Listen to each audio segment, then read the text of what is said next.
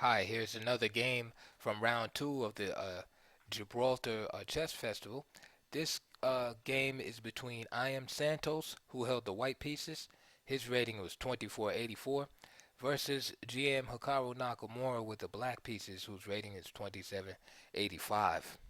Um, this game was pretty interesting, and I'm going to share it with you. So Nakamura had the black pieces, and we see a standard Najdorf.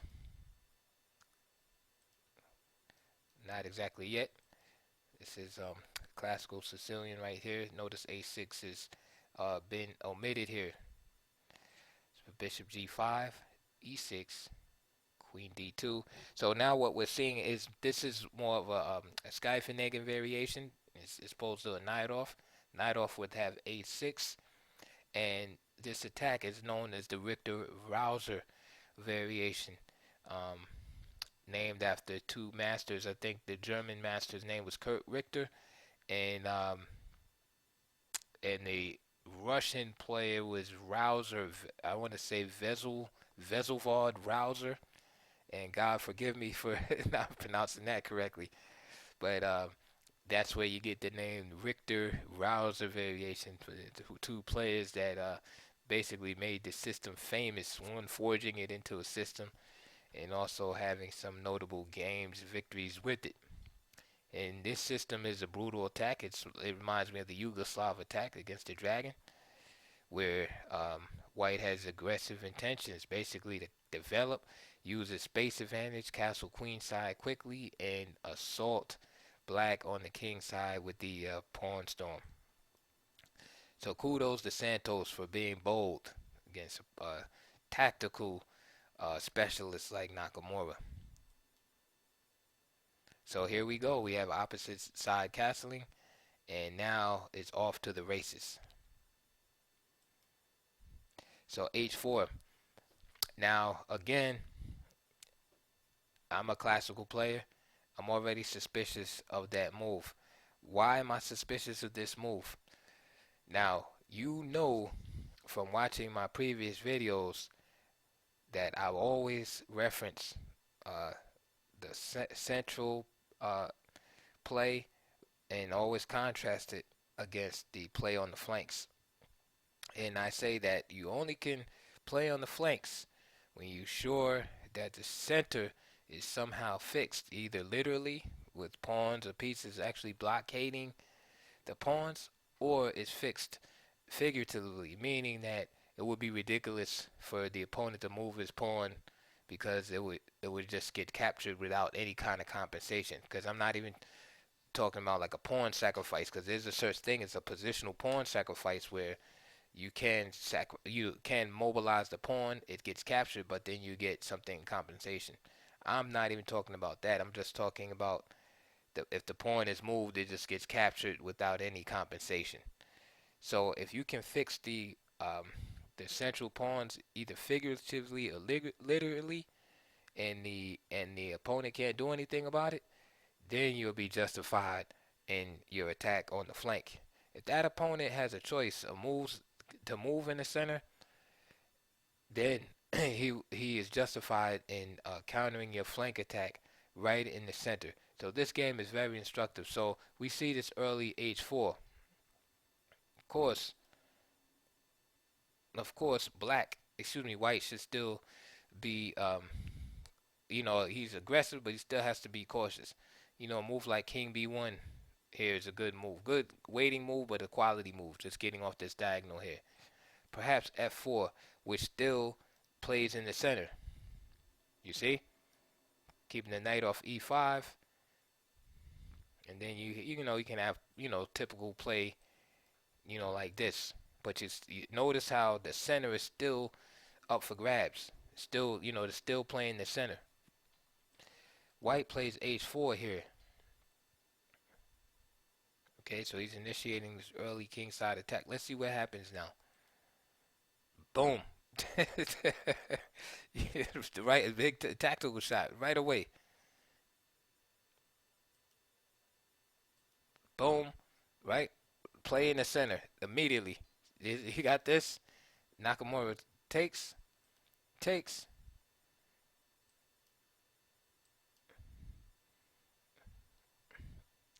So immediately at the h4, he decided to counter immediately.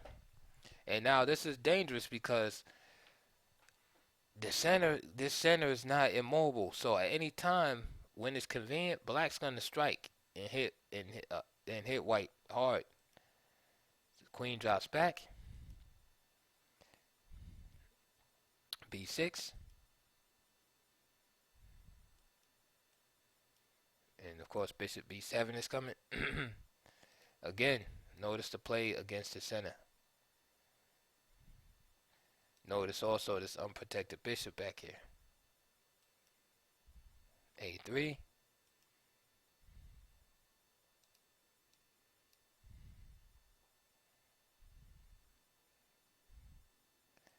Now, I like this move, just getting that piece into the game. Okay, I like that better than, going after that pawn on f2. He must be planning to move the queen somewhere because bishop e3 is an easy move to play here. Instead, he goes h5. The rook scoots over. And I think right here, I like white's position a little bit better here because I don't feel that Nakamura has not been in with this rook e8. By the way, he's preparing to take here, but I don't feel like he's been playing actively enough to combat the white's play on the flanks because he should be trying to play a little bit more precisely. I mean, he plays bishop b7, right, with this attack here. Then a3, and then why not keep moving and playing a move like rook ac8? Because sometimes you'll sacrifice this rook here for this knight, again with the same ideas of playing in the center. So let me just give you an example. Say rook ac8, and then he plays a3 here. Then you have this move, rook takes. And then, there's many different kind of moves here. Let's see. I don't know. Rook takes. Let's just make up a move. Then you have this idea. Again, playing in the center. Yeah, that's the idea of countering the flank attack with the central attack. Now here, I gave you this example of rook ac8, right? The only problem here is there's a tactical issue. And the tactical problem with that is white can play b4.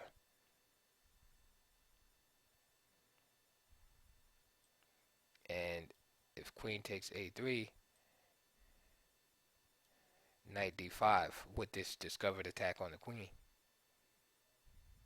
And white would be winning.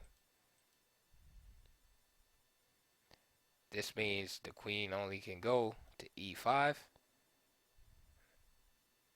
and then f4, and the queen is trapped.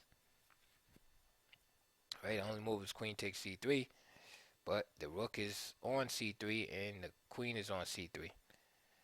This is why Nakamura played queen to c5. He said, I got to get my queen out of there.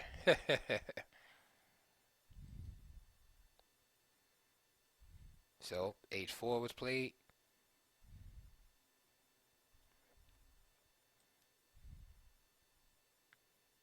Rook fe8, h5.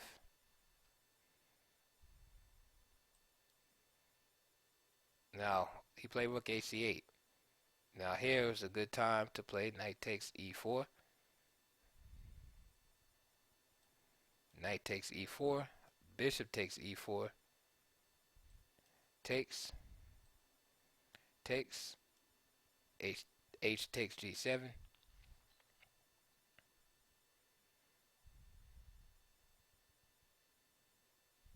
I don't know. Bishop f5 maybe. And then after rook c3,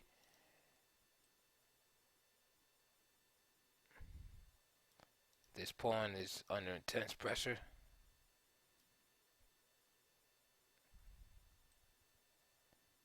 I don't know, queen d5.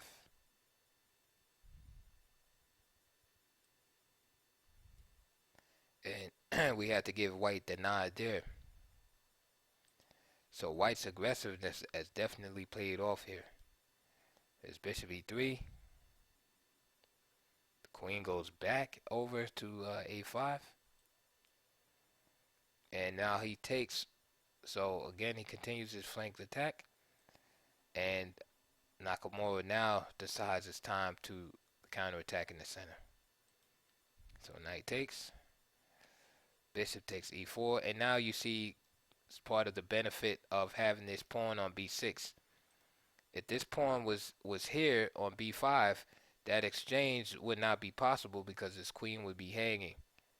But with the pawn on b6, it protects the queen.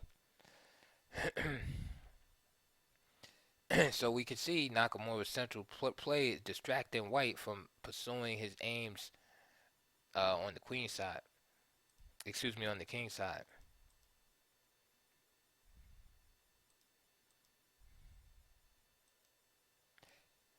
Perhaps instead of taking, he should have took time to just simply fortify his center here. And then follow that up with g4. So actually, for example, play could have went g6, you know, keep the position closed. And then maybe g4. So he took, and black struck back in the center as he should. And now after a massive exchange of pieces,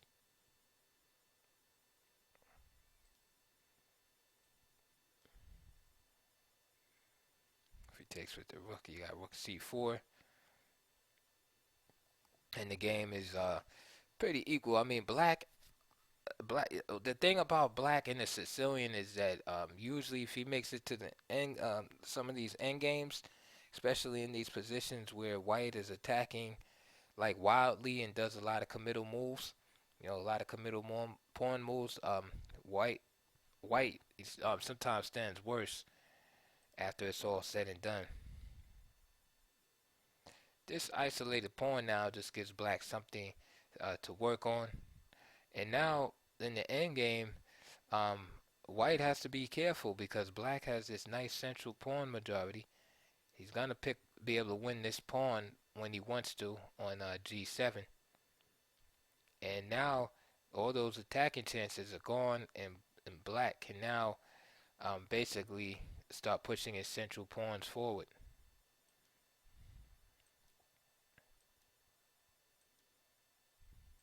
And we see the use of the C file here.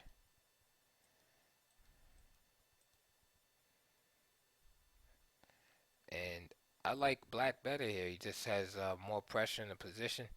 He has 2 pawn islands as opposed to 3, right? Here's a pawn island. Here's another pawn island. And here's another. So these are white's 3 pawn islands as opposed to black's 2.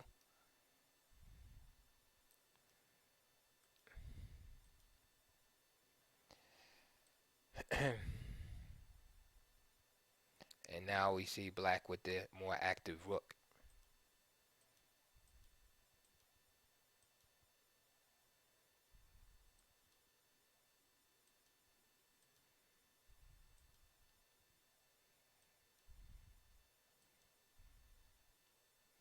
And now we see black with the more active king. Initiating the blockade, the king is going to go right there and settle down. And this is what I am Santos wants to stop. So he plays king to c3. And Nakamura checks him from behind. He attacks the rook. Goes back. And of course, he would love a perpetual at this moment. and Nakamura decides to push. Takes, and he takes with the pawn. Now I would have taken with the king to keep my pawn structure, still looking beautiful. And then you have this isolated pawn to concentrate against. Nakamura is a dynamic player. He decides to take on the isolated pawn himself.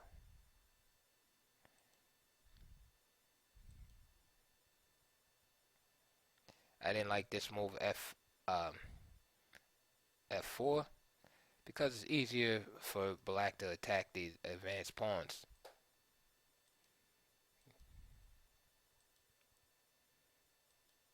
And he just loses the pawn just like that.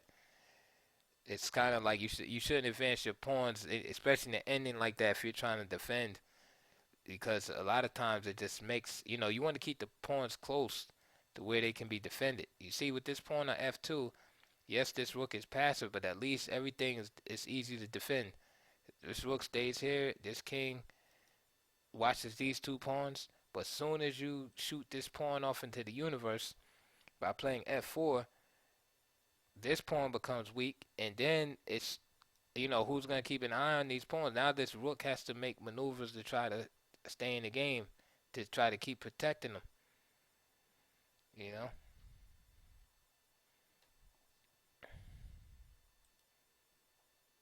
Okay, rook a1. So these are just probing moves, just forcing the white pieces to inferior positions. And now finally, what is he gonna do here? If he goes here, then there's a couple of moves that white can do here. Excuse me, black can do here. He can play b5, like rook g2. And then he has to make the choice to get stuck on the bottom, on the first rank. And then if he goes forward, then he has to deal with, the restriction. And then if he plays a4, then there's a passed pawn. So with all that, he decides just to put his king on c3 and basically just gives up the pawn. This is his idea all along, was to give up the g pawn and win the f pawn somehow. So check, drives the king back, and now attack over here. Problem is white is not going to be able to defend this pawn and the a pawn. So there it is. Check. This drives the king back. Notice the king can't go here or here. Forces the king to an inferior position. And black has enough to win now. These two pawns are going to race down the board. And here we have it. This is just a gimmick, because there's no way that this pawn is getting up to f8, because the rook will just get behind it. And I am Santos understands that too, and he resigned after a4. There'll be no stopping one of these pawns from queening. And if the king tries to get over there, there will be some type of checkmate on the back rank. So he gave it up. But good effort by him, and good attacking game he started out playing. But again, as happens in a lot of Sicilians, that once white's attack fades away, black says my turn, and takes over. So I hope you enjoyed that game, and see you guys later.